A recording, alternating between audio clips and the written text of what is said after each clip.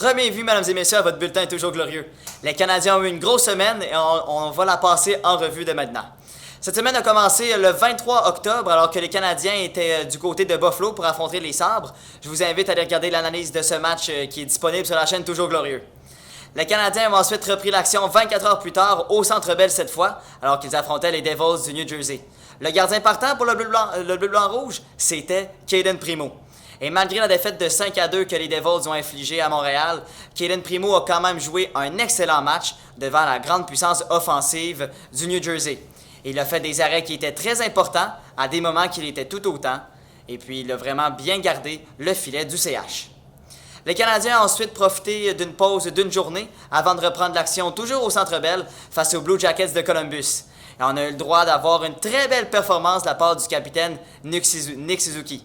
C'est un de ses premiers matchs où est-ce qu'il a vraiment été présent offensivement et cela a grandement aidé le Canadien de Montréal qui a été en mesure de s'enfuir avec les 2 points en période de prolongation grâce à un but de Cole Caulfield pour donner la victoire à Montréal par la marque de 4-3.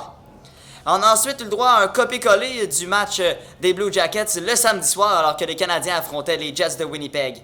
Montréal a dû revenir de l'arrière à plusieurs reprises durant cette rencontre, mais ça n'a pas semblé être un problème pour la troupe de Martin Saint-Louis, qui est revenu de l'arrière à chaque fois en marquant des buts en supériorité numérique à 5 contre 5.